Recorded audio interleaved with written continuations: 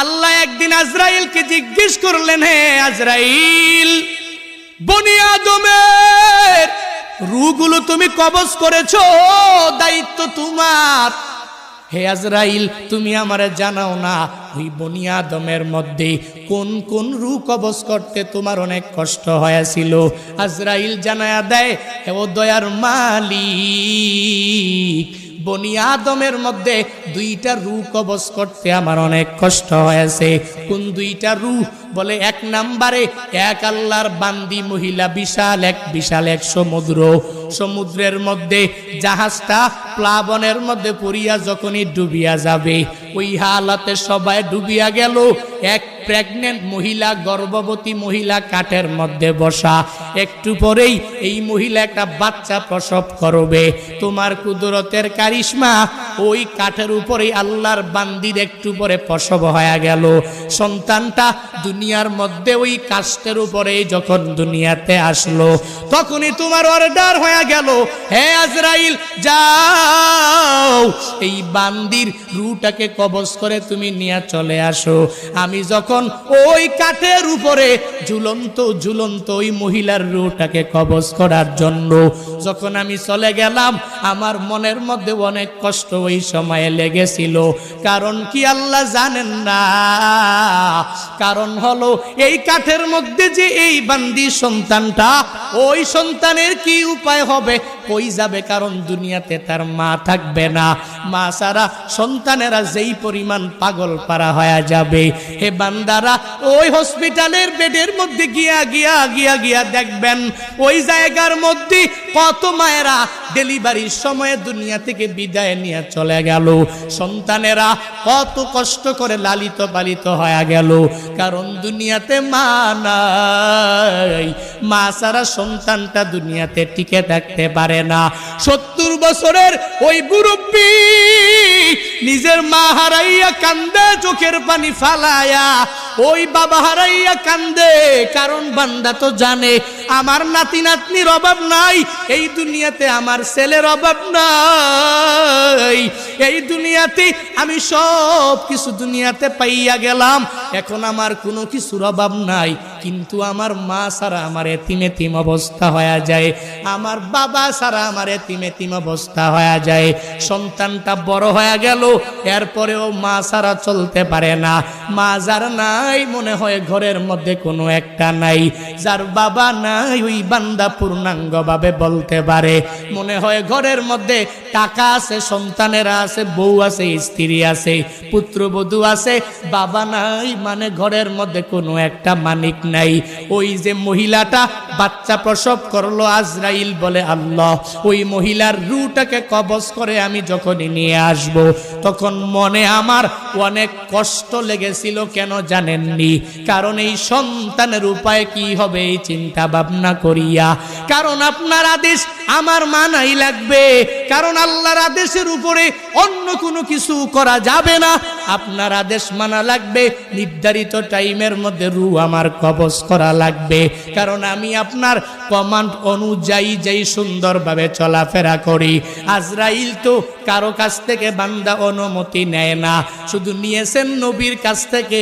আল্লাহ আজরাইলকে নবীর কাছে পাঠিয়েছিলেন, হে আজরাইল, যাও নবীর কাছে তুমি দৌড়ায় যাও, ওই নবীর রূহটাকে কবজ করার জন্য।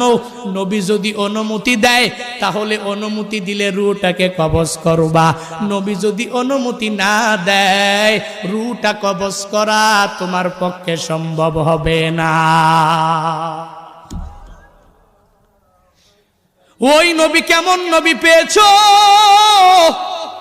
যেই নবীর রূহটাকে কবজ করার জন্য আল্লাহ আজরাইলকে পাঠাইলেন, আর বললেন নবী যদি অনুমতি দেয় তাহলে কবজ করবা, নবী যদি অনুমতি না দেয় তাহলে কবজ করতে পারবা না।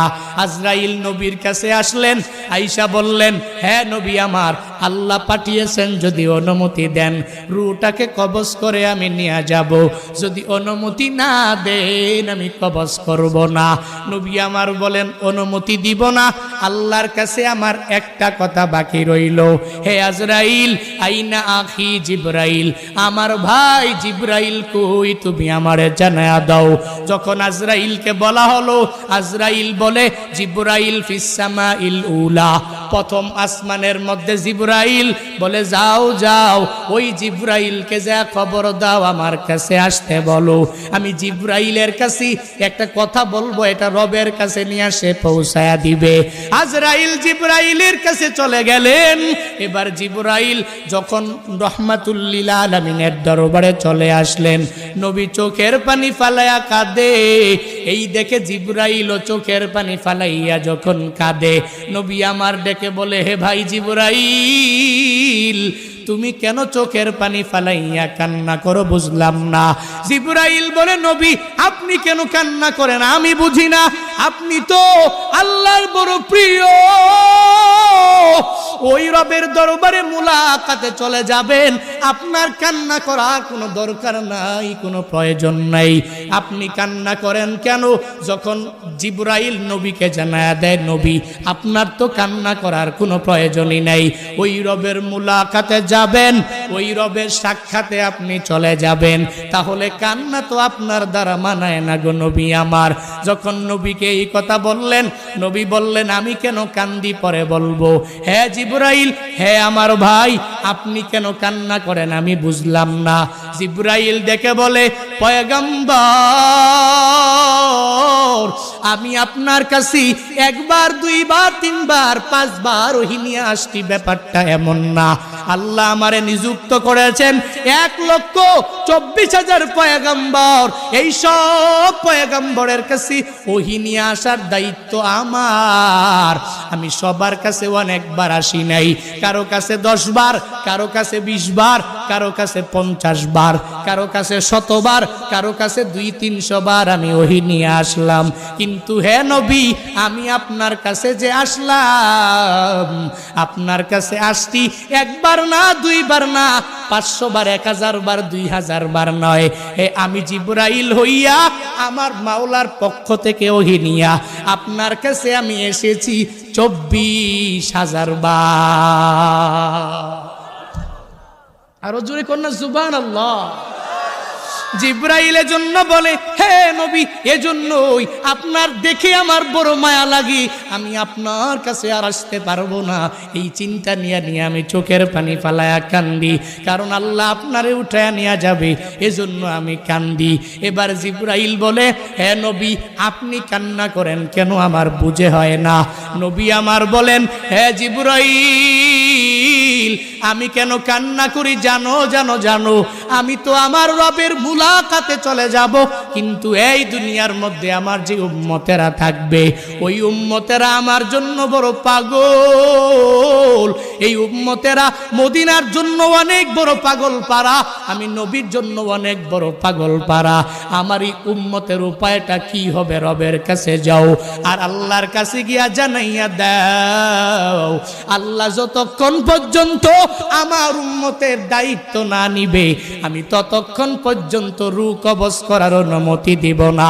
জিবরাইল চলে গেলেন মাওলার দরবারে যাইয়া আল্লাহর কাছে বললেন, ও মালিক, আপনার পয়গম্বর রূহ কবজ করার জন্য অনুমতি দেয় না।